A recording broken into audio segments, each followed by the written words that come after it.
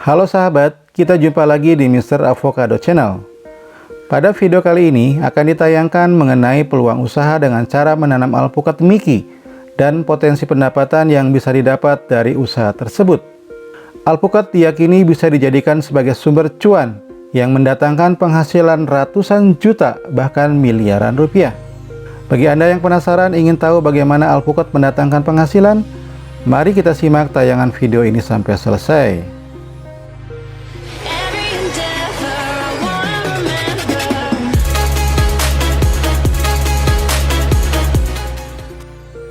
Sahabat sekalian, akhir-akhir ini terdapat fenomena yang menarik di dunia peralpukatan, baik di tanah air maupun di mancanegara.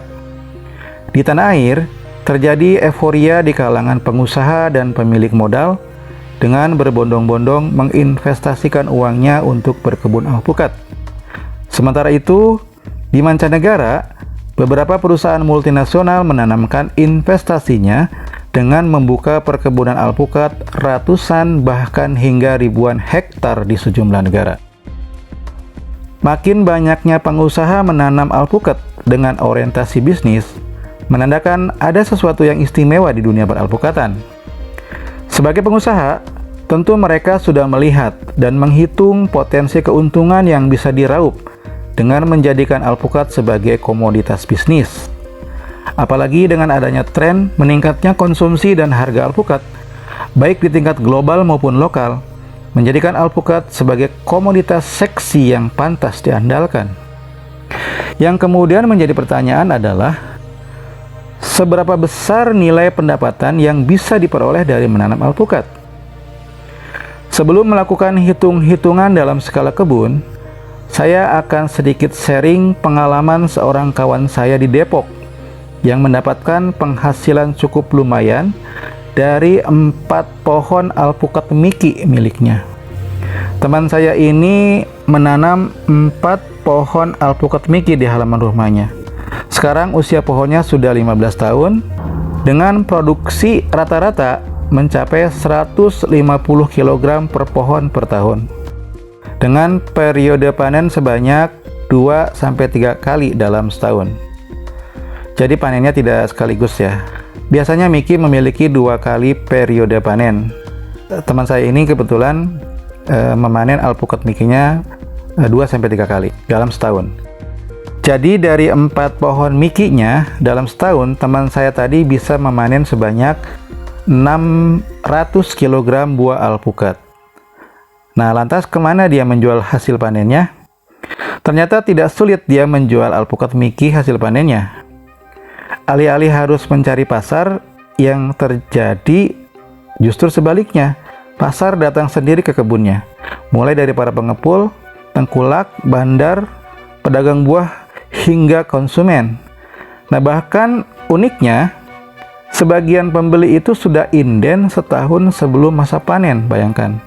Ya, tentu saja ini sangat menguntungkan bagi dia ya, karena dia lebih mudah dalam menentukan harga, meskipun harga yang berlaku juga tetap masih sesuai dengan harga umum yang berlaku. Jika secara eceran, alpukat Mickey itu dijual di kisaran harga Rp55.000 per kilo, tergantung grade atau kelasnya. Harga jual di tingkat kebun dengan sistem abres, artinya tanpa grading ya. Jadi semua ukuran dimasukkan, pukul rata. Rata-rata itu dijual dengan harga Rp30.000 per kilo. Harga ini relatif umum berlaku di kalangan pemilik kebun, baik di Depok maupun di Cipedak, Jagakarsa yang menjadi sentra alpukat Mickey. Dengan harga jual di tingkat kebun yang mencapai Rp30.000 per kilonya, maka dalam setahun teman saya tadi bisa mendapatkan penghasilan sebesar Rp18 juta. Gede ya? Menurut saya, angka ini lebih dari cukup untuk sebuah penghasilan tambahan. Apalagi perawatan dan pemeliharaan terhadap keempat pohon alpukat Mickey tersebut relatif minim, bahkan nyaris tidak dilakukan perawatan. Angka 18 juta ini setara dengan penghasilan juragan kos-kosan di kota Bandung dari hasil sewa satu rumah miliknya. Itu tadi ya, pengalaman kawan saya di Depok yang mendapatkan penghasilan tambahan dari hasil menanam alpukat Mickey miliknya. Sekarang kita naikkan level hitung-hitungan bisnisnya pada skala yang lebih luas, yakni pada lahan seluas 1 hektar. Oh ya, perlu saya jelaskan kenapa saya menggunakan alpukat Mickey sebagai sampel penghitungan. Alasannya selain karena data, informasi, dan deskripsinya cukup lengkap, testimoni dan rekam jejak budidaya alpukat Mickey itu cukup memadai untuk dijadikan sebagai referensi. Selain itu juga karena faktor harga jual Mickey yang relatif stabil dan pasar yang sudah terbentuk. Baik, kita kembali ke penghitungan ya. Dalam penghitungan ini, saya akan menggunakan 2 pendekatan jarak tanam, yakni pola moderat dengan jarak tanam 7 meter x 7 meter dan pola HDP atau High Density Plantings dengan jarak tanam 5 meter x 5 meter. Sekarang kita hitung dulu dengan pendekatan pertama.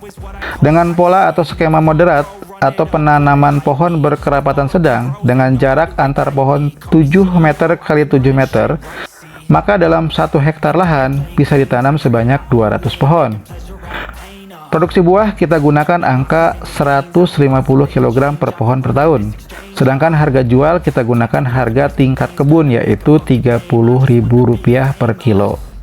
Dari sini kita bisa hitung berapa produksi total buah per hektarnya, yaitu jumlah produksi dikalikan dengan jumlah pohon. Maka didapat 150 kg per pohon kali 200 pohon. Dan dihasilkan sebanyak 30.000 kg alias 30 ton buah alpukat Mickey.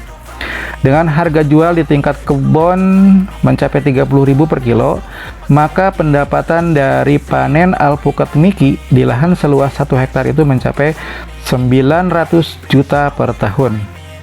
Untuk komoditas pertanian, angka pendapatan tersebut tergolong tinggi, jauh lebih tinggi dari pendapatan petani yang menanam padi pada luasan lahan dan waktu yang sama. Dengan harga jual gabah kering giling yang mencapai 7.500 per kilogram, sementara produksi padinya 7 ton per hektar dan panen sebanyak 2 kali dalam setahun, maka pendapatan petani dari budidaya padi itu mencapai 7.500 kali 7.000 kali 2 sama dengan 105 juta rupiah per hektar per tahun, atau 1/9 dari pendapatan petani alpukat. Jadi pendapatan petani alpukat pada lahan 1 hektar itu jauh lebih tinggi daripada pendapatan petani padi pada luas lahan yang sama dan waktu tanam yang sama. Oke, tadi hasil perhitungan dengan pendekatan pertama ya, dengan pola atau skema moderat pada jarak tanam 7 meter kali 7 meter. Sekarang kita hitung dengan pendekatan kedua, yaitu dengan skema HDP dengan jarak tanam 5 meter kali 5 meter. Artinya ini lebih rapat ya. Dengan pola HDP dalam 1 hektar bisa ditanam sebanyak 400 pohon alpukat Mickey. Dengan asumsi tingkat produksinya lebih rendah daripada skema yang moderat, ya kita asumsikan saja tingkat produksi pada pola atau skema HDP ini 100 kg per pohon per tahun. Maka total produksi buah yang didapat dari lahan seluas 1 hektar selama setahun itu adalah 400 pohon kali 100 kg per pohon. Jadi sama dengan 40.000 kg atau setara dengan 40 ton buah alpukat Mickey. Maka dari menanam alpukat Mickey seluas 1 hektar dengan jarak tanam 5 meter kali 5 meter, pendapatan petani itu mencapai 1,2 miliar rupiah. Catat ya, 1,2 miliar rupiah. Nah, sekarang mau pakai pendekatan yang mana? Pola HDP dengan jarak tanam 5 meter kali 5 meter atau pola moderat dengan jarak tanam 7 meter kali 7 meter. Nah, hasilnya kan sudah tahu tadi ya. Berapa? Kalau yang pola 5 meter kali 5 meter itu dalam 1 hektar bisa ditanam 400 pohon dengan pendapatan mencapai 1,2 miliar.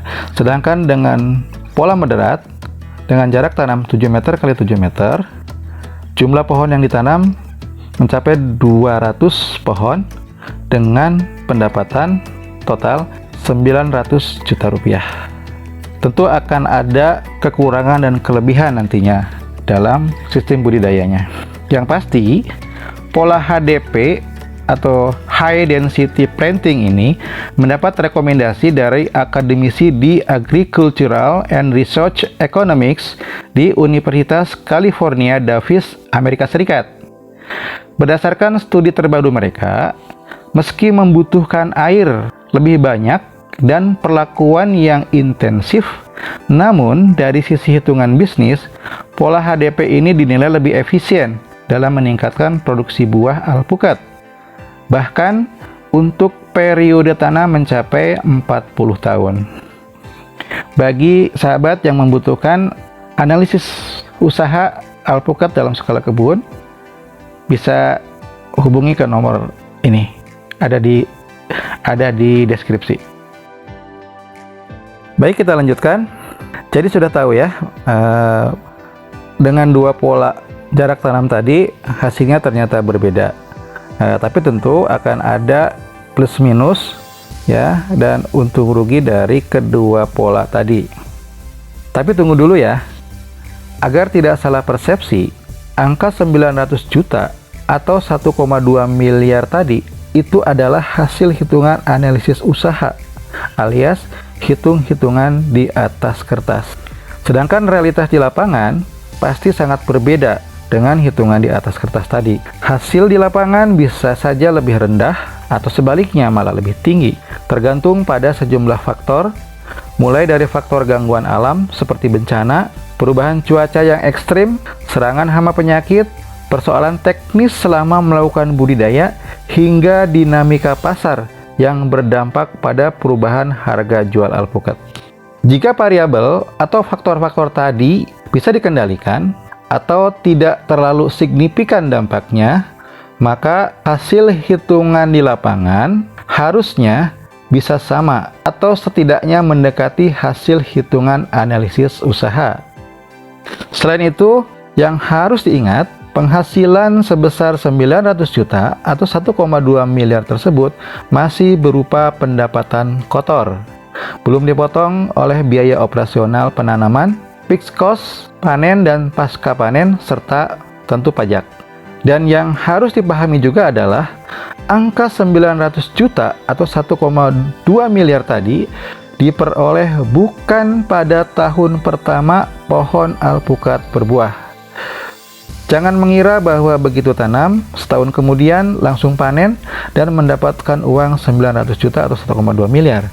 Semuanya tentu harus berproses.